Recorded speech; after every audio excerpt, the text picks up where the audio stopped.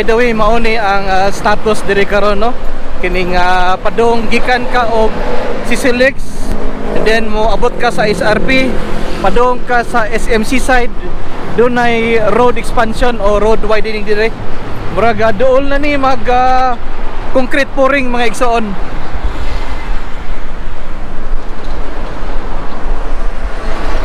On my left mga igsoon, mao kini ang South Coast City.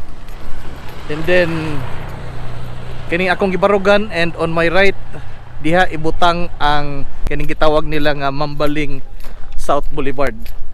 Ambot og insakto ko, but sa akong tan-aw mao kini ang haligi sa usa sa mga tulay nga buhaton nganhi sa South Road Properties. Doon natay mga kaigsuonan diri nga mga trabahante busy sa pagtrabaho aning giporma nila nga kabilya. Boss, may konto boss.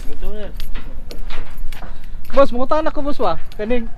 Kining gibuhatin niyo, haligi ni siya sa tulay. Sang asa nga tulay diha ibutang? Pero dia. Murag diha no, kanang mulabang padung adto sa dulo. Okay. So, makita na to mga igsoon no nga dunay daghang giporma diri nga mga kabilya. Ambot pila ni kabuk sa 2, 3, 4, 5, unom, murag unom mo siguro ni. Igo sigurado. Pansa kong pagibaw mao kani ang haligi sa buhaton nga tulay ngana sa unahan.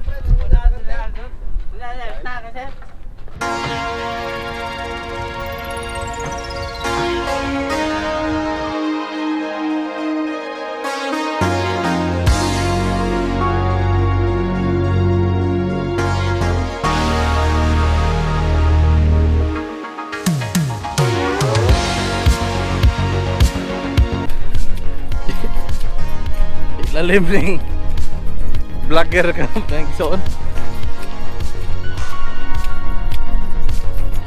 O mga igsoon, doon na kita inadungog nga basin kuno karong hinapos o katapusan sa November. Sugdan na ang himuon nga tulay gikan ngadto labang padong dulho.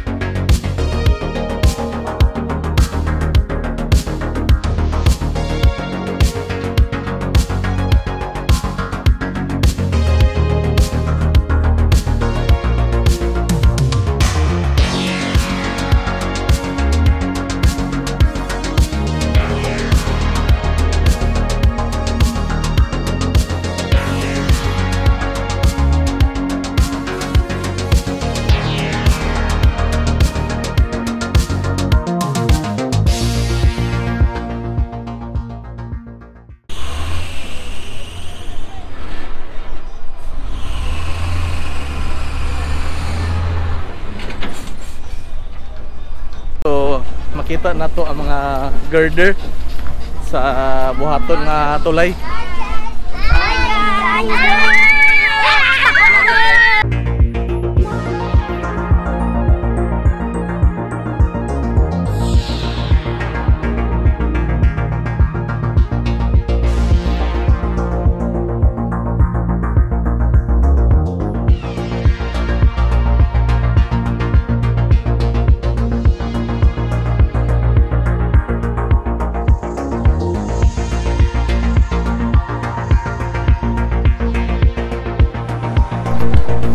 So waya na to sakka diri mga igsoon.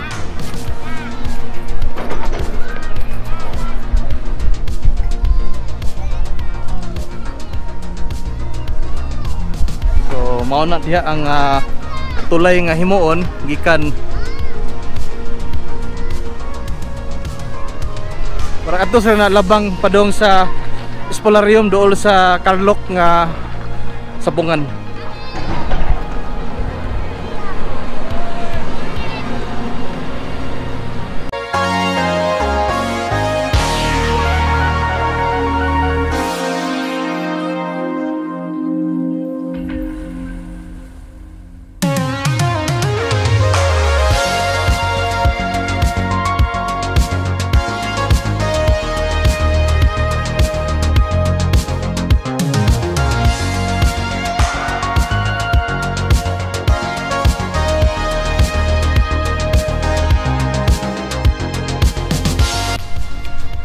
by the way mga igsoon, no, kini nga project kuyog ko ni siya sa DPWH Region 7 project. So but kining naa sa ako ang mga igsoon kaning South Coast City, isa kini ka collaboration sa Cebu Holdings, sangang kompanya sa Ayala Land, and in collaboration with SM Prime.